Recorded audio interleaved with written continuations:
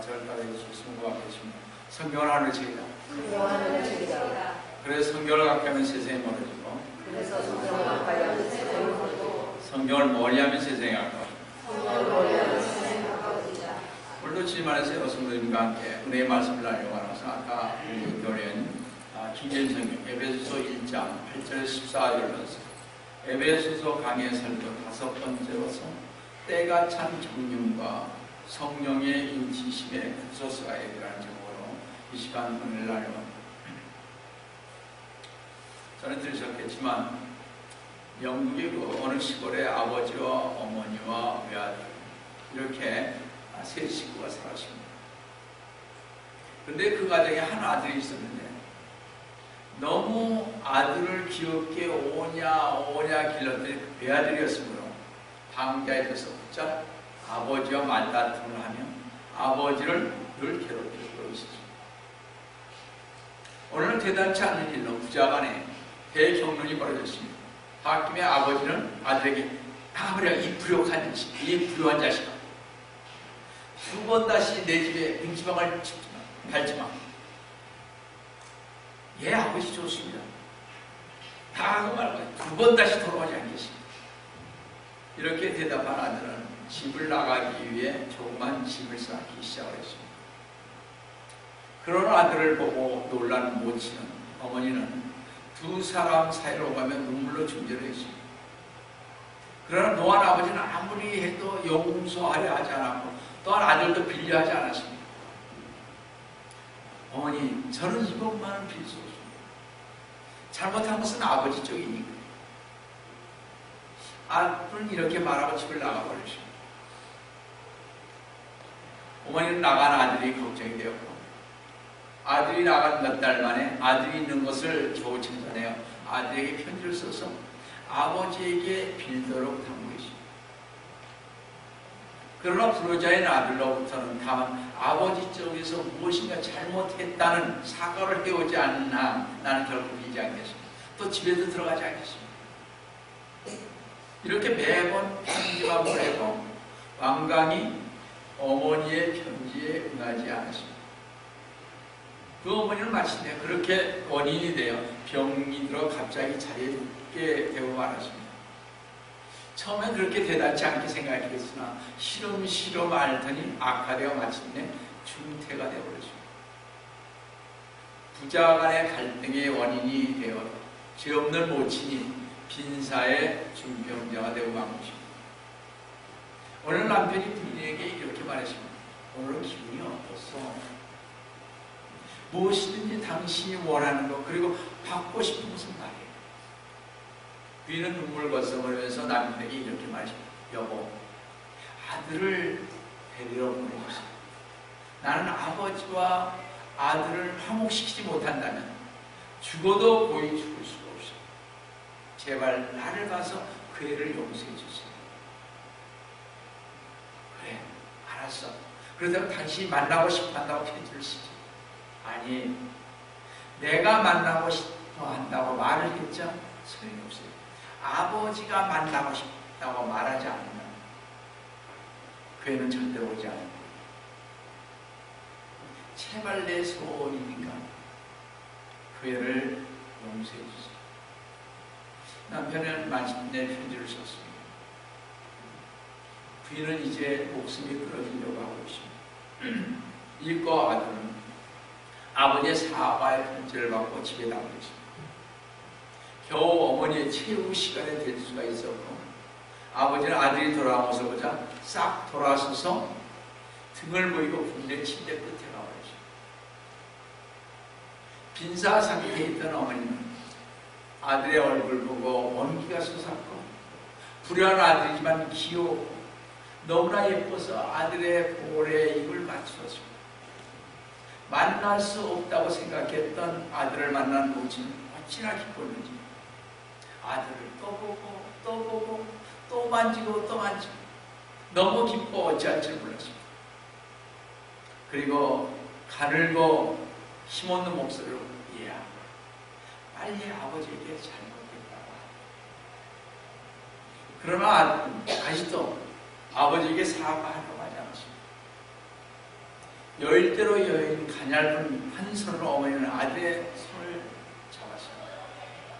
다른 한 손은 침대 한 구석에 서 있는 남편의 손을 꼭 잡고 그 손을 자신의 가슴 위에 가져갔습니다. 그 위는 말도 할 수 없을 만큼 약해져 있었습니다.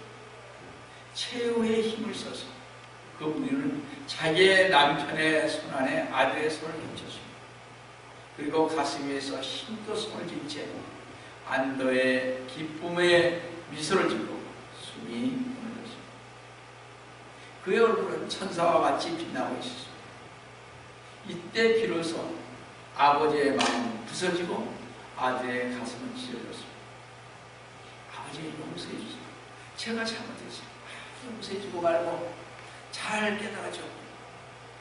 아버지와 아들은 어머니의 유해를 앞에 놓고 마침내 화해할 수가 있었던 것입니다. 어머니의 죽음은 결코 헛되지 않았습니다. 아버지는 아내의 죽음에 의하여 아들을 용서해 주었고 용서받은 아들은 어머니의 죽음에 의하여 아버지와 화해하고 다시 함께 행복하게 살게 되었던 것입니다. 이 어머니가 부자지간의 화해를 위해 자신의 몸을 바치면서까지 손잡게 한 것처럼 마침내 하나님은 인간의 죄로 인해 도저히 용서할 수 없고 화해할 수 없는 하나님 자신과 인간을 존재하기 위해 한 비밀한 계획을 세우고 그 신비를 우리에게 알리셨던 것입니다. 이것이 오늘 보면 에베소 1장 8절 9절에 보시면 나와 있습니다. 다 같이 보겠습니다. 그 은혜의 풍성함을 해라. 그 은혜의 풍성함을 해라. 그의 모든 지혜와 총력을 우리에게 넘치게 하시고 그의 기쁘신 뜻을 따라 자기 안에서 계획하신 바 그의 뜻을 신비를 우리에게 알게 하셨습니다. 하나님은 주 예수 그리스도의 십자가 안에서 죄로 인해 도저히 용서할 수 없는 화해할 수 없는 우리를 자신과 화해하셨습니다. 그래서 주 예수 그리스도님의 십자가의 죽음은 하나님과 인간과의 화해의 죽음인 것입니다. 그런데 주 예수님을 통한 하나님과 우리와의 화해, 즉 우리의 구원에 대한 가르침은 숨겨진 신비, 즉 비밀이라는 것입니다. 주 예수 그리스도를 통한 구원은 절대적 신비이며 그 가르침 자체가 하나님의 뜻에 속한 힘으로 인간 스스로 깨달을 수 없다는 것입니다. 사실 내 마음속에 있는 일들도 내가 가르쳐주지 않으면 알 수 없는데 하물며 하나님의 마음속에 있는 크고도 깊은 신비를 누가 알 수 있겠습니까? 설사 그것이 지금은 부분적으로나마 드러났다 해도 여전히 신비이며 하나님께서 지혜와 청명을 주어 가르치시고 구원의 복음을 열어주셨기에 우리가 구원과 지혜를 얻을 수 있는 것이니 어느 누구도 이 하나님의 신비의 뜻을 알 수가 없다는 것입니다. 우리가 하나님의 신비를 진짜 알고 싶다면 하나님 앞에 하늘나라에 가는 수밖에 없습니다. 여기서 보는 것은 정말 수건에 가려듯이 어떻게 희미하게 보이는 분이 없습니다. 여러분, 마침내 하나님은요, 이 신비의 복음을 누구에게나 계시하기를 원하시고 뜻을 완수하시기에 그 시기를 정하셨습니다. 첫 번째로 모든 것을 적시해 이루시는 하나님의 때가 한찬 경륜입니다. 보면 에베소 1장 10절을 보시면 이런 때가 찬 경륜 안에서 하늘에 있는 것들이나 땅에 있는 것들이나 자신 안에 있는 것들까지도 만물을 그리스도 안에서 하나로 함께 모으려는 것이에요. 보면 10절 초반에 이런 때가 찬 경륜 안에서 하나님은요 자신의 뜻을 완수하는 일에 있어서 그 시기를 정하십니다. 우리가 잘 아는 전도서 3장 이제 하늘 아래 모든 것에 시기가 있고 모든 육체 목적에는 때가 있는 것입니다. 하나님은 자연의 일과 봄, 여름, 가을, 겨울 등 모든 일을 그 시기에 따라 이루어 나가듯이 또한 하나님의 자녀들에 대한 모든 일, 곧 자녀들의 잘못을 징계한다든가 혹은 악에서 구출하신다든가 또는 자녀들에게 유익을 가져주는 등의 모든 일을 적절한 시기에 행하시는 것입니다. 우리에게는 때가 있습니다. 제가 이번에 가서 또 한 번 느낀 것은 그렇습니다. 전번에 갔을 때도 좋습니다. 구원에 관한 것을 형수님만 드렸죠. 이번에는 이걸 해서 카피를 나눠줘요. 그래서 나눠줬습니다. 물론 세련된 것은 아니에요. 막 그냥 썼기 때문에. 제가 한번 다음에 설교를 그걸 토대로 해서 하나 만들려고 해요. 주님은요, 시기가 있습니다. 저희들이. 이번에 갔을 때 바로 그것이 이때가 아닌가 생각하시죠. 왜냐? 저희 형님이 작년하고 또 다르시더라고요. 많이 달라지셨어요. 그러니까 우리 형수님이 저를 보고 이번에 항상 가면 무시지만 무시면서 이제 이제 오세요. 형님 살아계실 때 여기서 살자. 그러시고 대답을 못했습니다.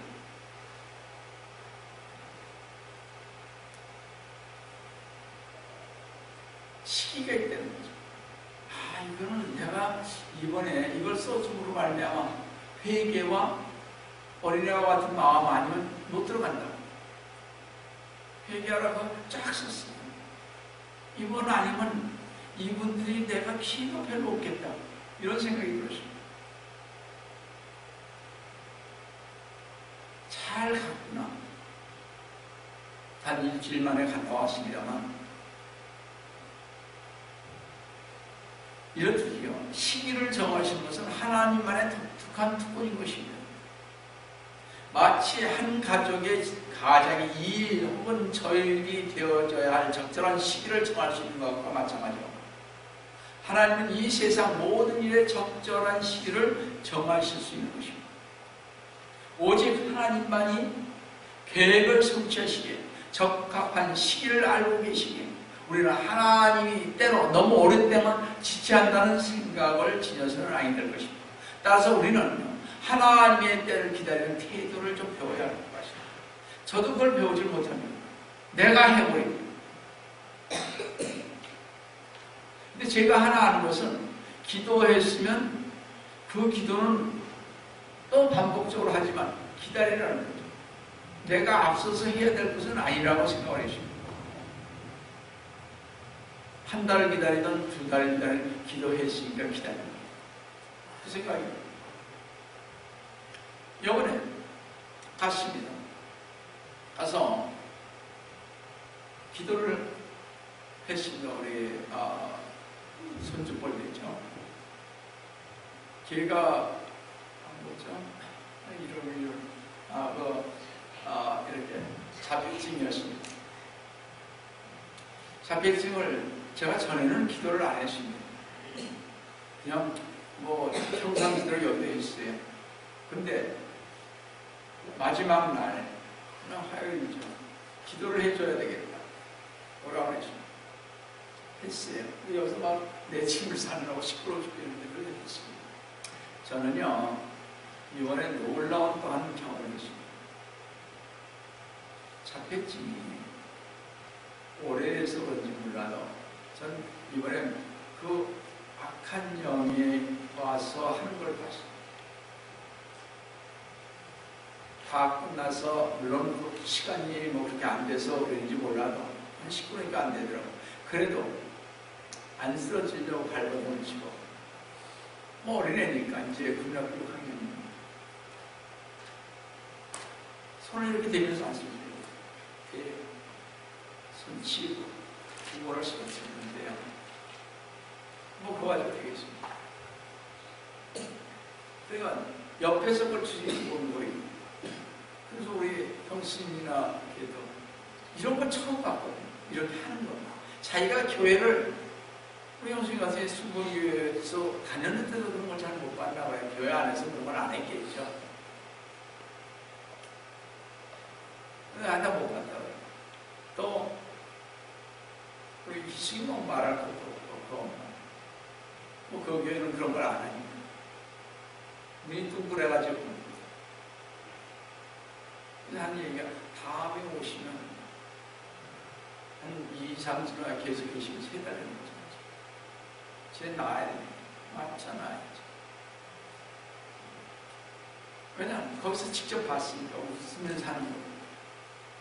저한테 따라오면 못 들어요. 저는 느낀 게 많습니다. 가서 제가 뭐 그렇게 기도한 건 아니에요. 그러나 항상 기도해 왔잖아요. 때가 이때였었는데 제가 너무 올랐구나 하는 생각도 들었습니다. 여러분, 하나님의 때를 우리 좀 그래서 분별할 줄 알아야 할 것 같습니다. 어떻게 역사하는지 분별하는 우리는 하나님의 때를 분별을 하지 못하고 있습니다. 자기가 하고 싶은 대로 합니다.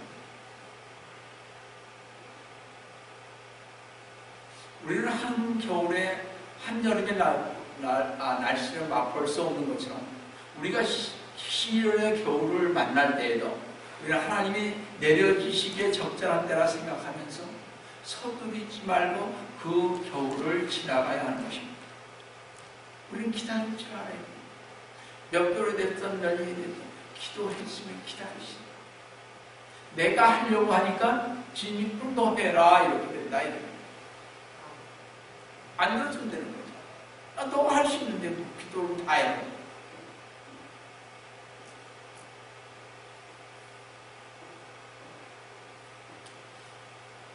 우리가 시련의 겨울을 참고 견뎌낼 때 축복의 햇빛을 보게 되고 소망의 봄은 다시 오는 것입니다. 본래 우리는 하나님으로부터 멀리 떨어져 있어 탕자와도 같고 또한 예수 그리스도님으로부터 멀리 떨어져 있으니 마치 죽음의 골짜기에 있는 양과 같아서 세상을 쫓는 이리같이 목자 없는 양과 같은 상태에 있다는 것입니다. 그러나 하나님은 그런 우리를 때가 참에 복음을 열어주심으로 우리를 이 자리에 같은 믿음으로 모아주셨습니다. 그래서 때가 차다라는 말은 하나님께서 죄인들을 위해 보내신 메시아의 강림의 때가 찼다는 것입니다. 예수님께서 친히 마가복음 1장 15절에서 말씀하신 그 때가 찼고 하나님의 나라가 가까이 왔도다. 즉 메시아를 보내기로 작정한 때를 말하는 것이며 언약의 때가 찼다는 것입니다. 다시 말씀드려서 구세주가 이 세상에 오셔서 죄인들을 구원하실 때가 찼다는 것입니다. 그럼 이제 우리는 때가 찼다는 이 말씀을 이제 알게 되죠. 그죠? 그럼 보면 에베소 1장 10절에 초반절에 때가 찬 경륜 안에서 라고 했는데 때가 찬 것과 경륜과 합쳐서 과연 우리는 무엇을 알 수 있으며 무엇을 암시하고 있는가 하는 것입니다. 그것을 알기 위해서는 우리는 경륜이라는 뜻이 무엇인지를 좀 살펴봐야 할 것 같습니다. 경륜이라는 말은 오이코노미아라는 말인데 계획, 관리, 질서, 청지기, 시대 등의 의미인데 경륜이라는 말 속에는 계획이 있고 그렇죠? 하나님의 계획이 있고 그리고 그 계획을 시행하는 힘이 있고 그것을 결론까지 이루고야만은 의지가 포함되어 있는 모든 것을 합해서 경륜이라는 것입니다. 그럼 모든 만물의 역사와 현실 속에서 이 계획이 어떻게 시행되고 어떻게 이루어지고 있는 것을 알 수 있느냐 하면 쉽게 말씀드려서 예수 그리스도님 안에서 하나님의 마음속에 있었던 계획이 구체화되는 것을 때가 찬 경륜이라는 것입니다. 다시 말씀드려서 하나님께서 그 마음에 찾고 계신 이 원대한 뜻을 이루실 때 예수 그리스도님을 이 땅에 보내시고 그리고 예수 그리스도님을 십자가에 못 박히시고 장사 지내시고 부활시키는 것 속에서 구체적으로 이루시고 완성되는 하나님의 뜻을 때가 찬 경륜이라는 말씀입니다. 즉 때가 되면 이루실 하나님의 경륜입니다. 그것이 뭐예요? 예수 그리스도님께서 우리의 죄를 위해서 이 세상에 오셨죠. 오셔서 우리의 죄를 위해서 어떻게 십자가에 돌아가셨죠. 그래서 우리를 전부 다 예수 그리스도를 믿는 사람들을 위해서 뭐에? 부활하셨죠. 그러니까 우리도 부활하자. 예수님을 믿으니까. 따라서 우리는 예수님과 함께 2000년 전에 십자가에 죽으시고 2000년 전에 우리는 부활했다는 것이고 지금 현재 믿고 있죠. 이 사실을 알아셔야 하는 것이고 참으로 중요한 것이고 이것이 하나님의 경륜인 것입니다. 다 저희들을 위해서 있어요. 근데 저희는 그것을 모르고 세상을 헛되게 살아가고 있습니다. 그 때를 모르고 나를 이렇게 해주셨는데 그것은 온데간데 없고 내 생각과 내 마음대로 했다 이겁니다. 그러니까 우리 주님께서 회개하라고 그러죠. 회개하라. 천국이 가까워. 여러분 회개한다고 해서 여러분들 잘 보세요. 여러분들 이건 좀 잘못 얘기하면 또 싫어할 교육을 만드실 것입니다. 또 여러분 구원 받으셨어요. 주 예수 그리스도를 믿음으로. 그렇죠? 그럼 주님께서 왜 죄를 회개하라고 그랬을까요? 회개하라. 천국이 여러분 회개함으로는 천국이 가까이 옵니까? 아니 구원해서 들어가요? 자, 예수 그리스도를 믿으시기 회개하라 그랬습니다. 그러면 천국이 가까이 왔다 그랬습니다. 맞죠? 분명히 들어간 건 아니죠. 분명히 그렇죠. 여러분 잘 생각하셔야 됩니다. 이거 전 성경의 말씀대로 지금 말씀드리는 것입니다. 그래서 마태복음 18장 3, 4절에 뭐라고 그랬습니까? 이런 어린애와 같지 아니하면 결단코 천국에 들어올 수 없다고 그랬습니다. 제가 이번에 마지막으로 쓴 것도 그거였습니다. 저희 형님한테 쓴 게 마태복음 18장 3, 4절 그대로 썼어요. 이런 어린애와 같지 아니하면 이런 어린애같이 순수하지 아니하면 하나님을 믿는 믿음이 순수하지 아니하면 정말 어머니의 말씀 이 어린애들은 부모의 말씀이 어떻게 순종하고 가잖아요. 하나님의 말씀에 순종하고 가야 되지 않습니까? 우리는 어린애와 같이 단순해야 된다는 머리 쓰지 말라는 거죠. 그래야 우리는 들어갈 수 있어요. 주님께서 옛날에도 우리 성경을 읽었습니다. 2017년 2월 17일 18일 저한테 분명히 주신 말씀입니다. 아니다. 여러분 잘 생각해 보시기 바랍니다. 저는 이것을 또 생각해보고 또 생각해봤습니다. 어떻게 하나님 나라는요 무더기로 들어가는 것이 아닙니다.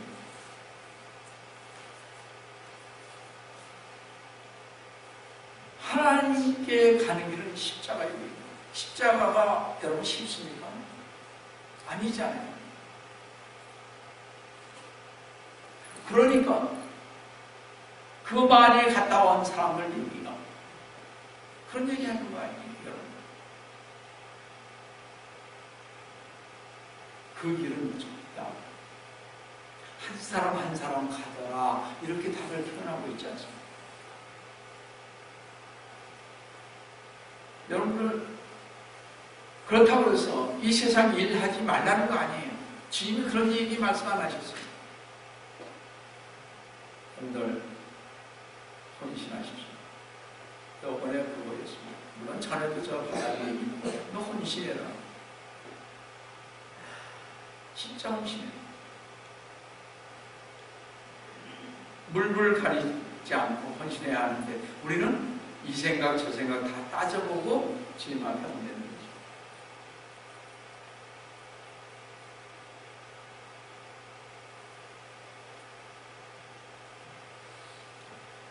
여러분 잘 들어보시기 바랍니다. 인간 편에서 보면요, 하나님의 인간의 구속 사업이 클지 몰라 하나님의 편에서 보면요, 인간의 구속 사업이 하나님의 경륜의 전부는 아니라는 것입니다. 에베소 1장 10절 중반절을 한번 다시 보세요. 하늘에 있는 것들이나 땅에 있는 것들이나 자신 안에 있는 것들까지도 만물을 그리스도 안에서 하나로 함께 모으려는 것입니다. 또 빌립보서도요, 2장 10절에 하늘에 있는 것이나 땅 위에 있는 것이나 땅 안에 있는 것이나 모든 무릎을 예수의 이름에 꿇게 하시고, 빌립보서 2장 10절 말씀. 예수, 만물을 그리스도 예수 안에서 하나가 되게 하고, 땅에 있는 모든 것들을 다 예수 그리스도의 무릎에 꿇게 하는 길을 원하시는 것입니다. 여기 하늘에 있는 것은 천사와 영광, 땅 위에 있는 것은 인생과 만물, 그리고 땅 아래에 있는 것은 죽은 자와 미물을 가리킵니다. 다시 말씀드려서 산자와 죽은 자와 생물과 무생물과 하늘에 있는 천사와 마귀, 이 모든 것들, 즉 우리 인간의 구원만이 아니고 하늘에 있는 것이나 땅에 있는 모두가 그리스도 안에서 하나로 함께 모으시려는 뜻이 하나님께서 가지신 뜻이요, 함께 하나로 모으려는 이 모든 마음을 전부 다 누구를 중심으로 해? 주님 중심. 그래서 우리는 오직 주 예수 그리스도만 믿으셔야 합니다. 다른 게 없어요.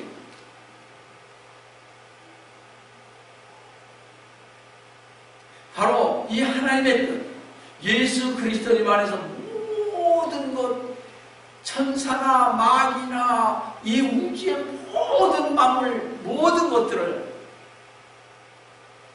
바로 모으시는 것이 하나님의 뜻이요, 이 일을 이루시고 반드시 말 것이고, 그 속에 사는 인간의 구원도 포함되어 있는 것이어서 우리는 하나님의 경륜 가운데 하나로 주 예수 그리스도님 안에서 하나로 함께 모으려는 것이 하나님의 감추인 심인 것입니다. 그래서 모든 인간들 다 하나님 주 예수 그리스도를 믿고 구원받기를 원하시고 계십니다. 이것이 하나님 나라의 완전인 것입니다. 세상과 만물과 인간과 하나님의 완전한 조화를 이룬 나라가 하나님의 나라인 것입니다. 성경은 따라서 우리가 십자가의 공로를 믿고 제사함 받은 것은 우리 자신만의 행복이 아닌 하나님의 비밀과 경륜과 역사를 이루는 일에 동참하는 것입니다. 하늘에 있는 것들이나 땅에 있는 것들이나 자신 안에 있는 것들까지도 만물을 그리스도 안에서 하나로 함께 모으려는 것이요, 이것이 하나님께서 갖고 계시는 경륜이고 예수 그리스도님 안에서 이미 시작하셨고 지금도 시행하고 계시고 결국 완성하실 것입니다. 언제? 주님께서 재림하실 때. 더 나아가서는 천년왕국이 끝나서 어떻게 새 예루살렘이 내려와서 우리가 새 예루살렘 성으로 들어갔습니다. 즉 하늘나라로 갔을 때의 얘기입니다. 잘 보세요. 하늘에 있는 모든 것들과 땅에 있는 모든 것들은 때가 찬 경륜 속에서, 즉 하나님께서 예수 그리스도 안에서 만물을 하나로 모으실 때 만물을 하나님과 화목하게 되는 것입니다. 그래서 여러분 들어보시잖아요. 하늘나라에 갔더니 이제 천국에 갔다 그러죠, 한국 사람들은. 하나님 나라 갔더니 거기에 막 꽃이 모든 만물이 다 어디를 중심으로 했습니까? 모든 만물이 찬양을 하잖아요. 막 꽃이 웃는다 그러지 않습니까? 움직인다 그러지. 다 찬양을 노래로 누구한테 돌리? 하나님께 영광을 드리죠. 다 그러잖아요. 한번 잘 생각해 보세요. 우리가 그런 데 가서 보면 얼마나 아름다겠어요. 모든 것들이 다 우리 예수 그리스도에서 함께 다 모아졌으니까 우리는 모든 것에 하나님께 영광과 찬송을 드리기만 하면 되는 것입니다. 여러분 그런데 가고 싶지 않아요? 전 가보고 싶어요. 거기 가서 우리 반드시 살아야죠. 그죠? 그렇지 않습니까? 여기서 여러분 잠깐 어렵다, 힘들다 참으세요. 조금만 참으세요. 우리 여러분들 미국 온 지 오래되신 분 오래됐잖아요. 벌써 웬만하면 우리 17년, 20년씩 되지 않습니까? 눈 깜빡할 사이에. 그죠? 우리 애들 잘하는 거 보세요. 아, 저 조그만 게 벌써 10살? 그렇게 되죠. 아, 여기서 다 나는. 아, 생각을 해보세요. 눈 깜빡할 수 있는 거죠. 우리 애 아버지가 되는 저 뒤에 있는 거죠. 아, 뭐, 그 가다 왔을 때 6학년인가 와가지고 그냥, 아이고, 벌써, 뭐예요? 애 낳아요. 그렇지 않습니까? 가끔 우리 애들도 생각해요. 저것들이 벌써 고등학생이냐? 이번에 한국에 가니까 몇 학, 고등학교 학생이고, 그렇게 되냐? 물론 엊그제 태어난 것 같습니다. 자, 그래서 우리 인간은요, 예수 그리스도님 안에서 유혹을 받는 것입니다. 우리 본문 에베소서 1장 7절 하는 것입니다. 모든 것을 그 자신이 의도한 대로 행하신 이의 목적을 따라 우리가 예정대로 그분 안에서 유혹을 받았습니다. 성도가 영적 축복을 소유하기 위해서는 하나님과 화목할 때에만 가능하고 그때 예수 그리스도님 안에서 유혹을 받게 됩니다. 그 성도의 유혹은 생명 그 자체를 포함하는 것입니다. 예수 그리스도님을 구세주로 영접함으로써 성도는 영생을 물려받을 뿐만 아니라 모든 영적 축복들을 다 활용할 수 있도록 역사하십니다. 그뿐만 아니라 더욱더 놀라운 것은요, 에베소 1장 12절에서 이를 먼저 그리스도를 믿었던 우리로 그의 영광의 찬양이 되게 하려 하십니다. 우리로 그의 영광의 찬양이 되게 하십니다.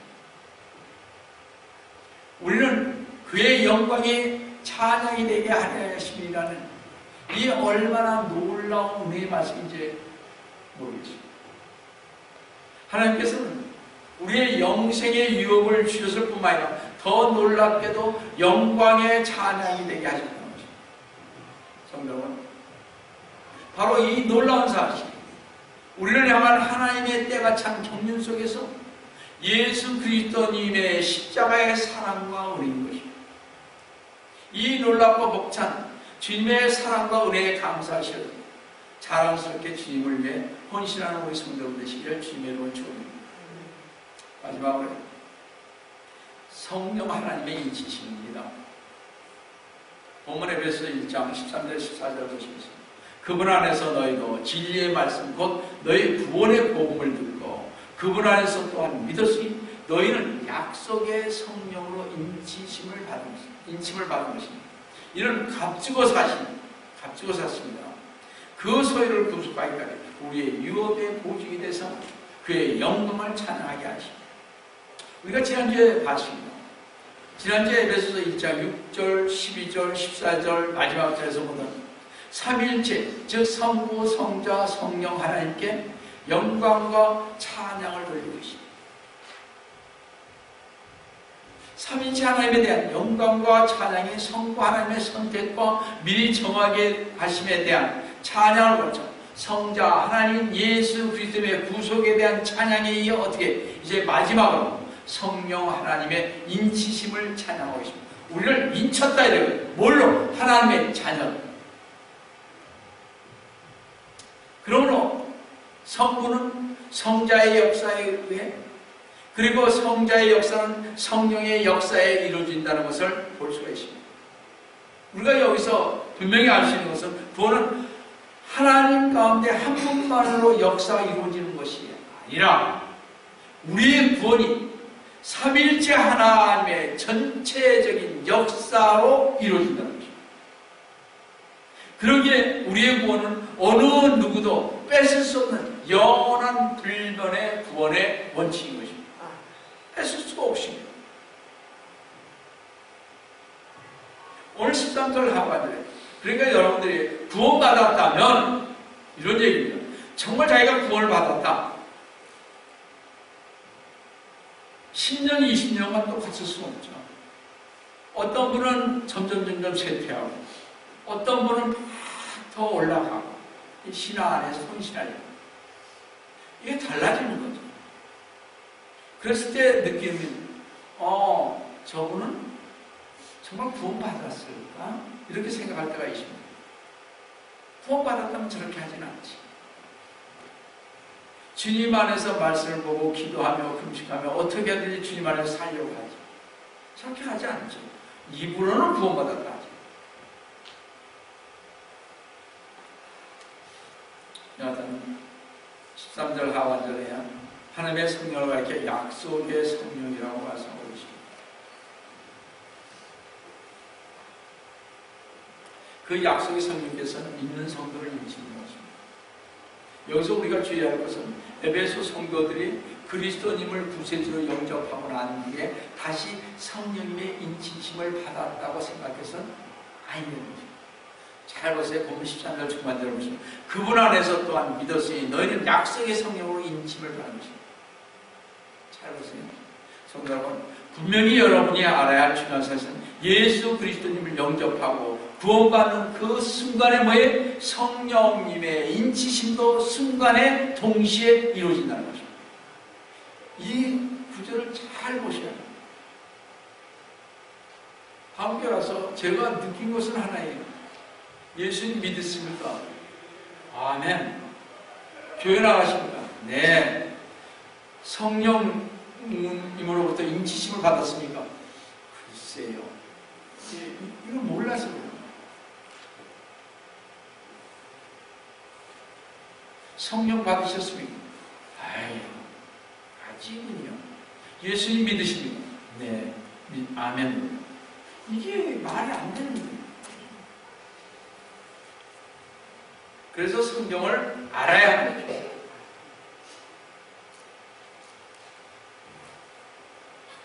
그래서 사도 바울은요, 에베소 성도들에게 그들이 구원받았던 과거의 그들을 상기시키고 있습니다. 아마도 성령의 인치심에 대한 가장 중요한 부분은 사도 바울이 에베소 성도들을 만나 그들에게 성령을 받았느냐고 했을 때 그들이 성령이 있음도 듣지 못하였다고 하고 침례, 요한의 침례만 받았다고 하자 주 예수 그리스도님을 믿으라고 그들에게 침례를 베푼가 안수하니 뭐라고 했습니까? 성령이 그들에게 임하셨고 역사가 일어났다는 것을 우리 사도행전 19장 1절에서 12절까지 볼 수가 있습니다. 이것이 아마도 에베소 교회 설립 시기에 있었던 중요한 역사적 배경이라고 생각합니다. 그래요.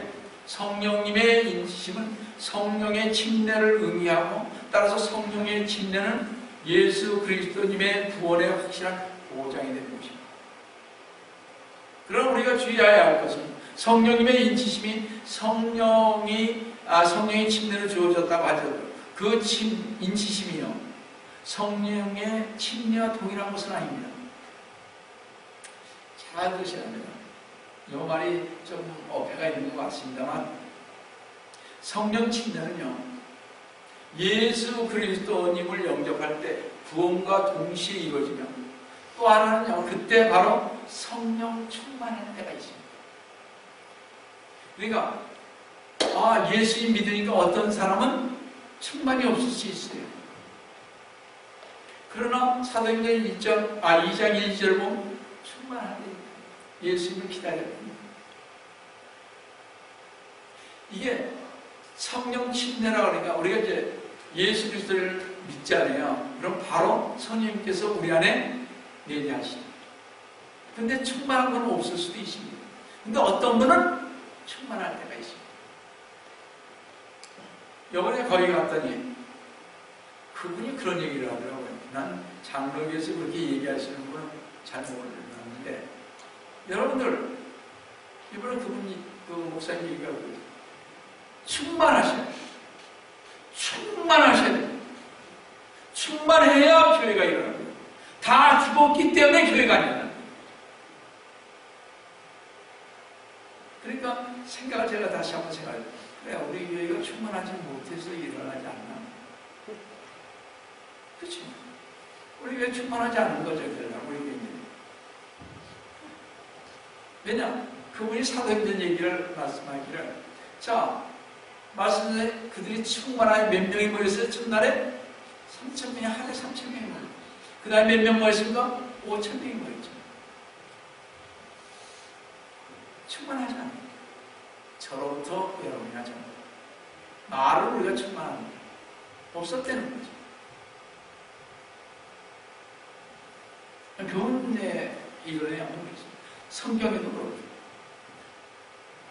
다음 길로 갔습니다만, 성도와 성령의 인치심을 받을 때 성도의 내부에서는 성령님의 역사로 예수 그리스도님의 나를 위한 모든 사역을 만족해 하고 즐거워하며 하나님을 향하여 솟아나는 사랑과 신뢰와 기쁨을 느끼는 모든 일에 하나님의 뜻에 순종하려는 소원과 노력이 절로 나타난다는 거죠. 즉 헌신이 나타난다. 반드시 그렇다는 거죠. 반대로 성도의 의에서는 성령의 열매를 맺으며 그리스도의 형상을 따라 의와 거룩함으로 징신받는 새 삶이 그리스도의 향기를 나타냅니다. 제가 거기에도 그랬어요. 성령의 열매를 받으셔야 됩니다. 그 형인데 열매가 있어요. 외부에서 성령님은요, 성도들의 영과 더불어 증언하시고 외부에서는 변화된 생활로 내적 증언을 하는 거, 세상의 것을 나타내는 것입니다. 그래서 성령님이 내재하시면요, 제가 늘 다시 말씀드립니다. 성령님이 내재하시면 우리가 변화됩니다. 주님 안에서 하려고 하죠. 세상적인 것보다. 그렇지 않습니까? 이게 변화된 삶이죠. 왜냐? 내가 구원받았으니까.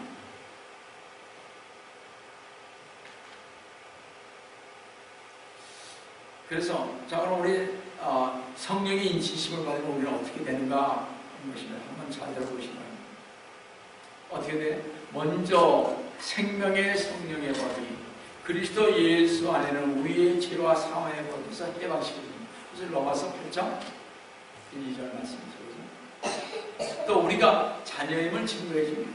로마서 8장 16절 17절 말씀. 영원히 성령께서 믿는 자 안에 내주하시며 거하시면서 그리스도 안에는 하나님의 사랑을 있게 하고 영원한 생명을 얻어 사망에서 생명으로 옮겨지고 영원한 구원을 보장받게 되는 것입니다. 제가 여러분 사랑장 한번 읽어보세요. 사랑장이 몇 장이 있어요? 어디에 있습니까? 어디 있다고요? 고린도 후서 13장. 그렇죠? 그러시죠. 무슨 말씀인데 여튼 자, 거기를 잘 읽어보세요. 왜 사랑이 우리에게 오는가? 또 묵상하고 묵상해 보세요. 제가 여러 번 그거 놓고 회개했습니다. 자, 사망에서 생명으로 옮겨졌습니다. 영원한 구원을 보장시켜줬습니다. 뭘로? 하나님의 사랑 안에서. 마치겠습니다. 오늘도 성령님께서는 여러분을 인치시고 보증하시고 하나님의 축복을 바라보는 자녀로 충만한 삶을 살으시고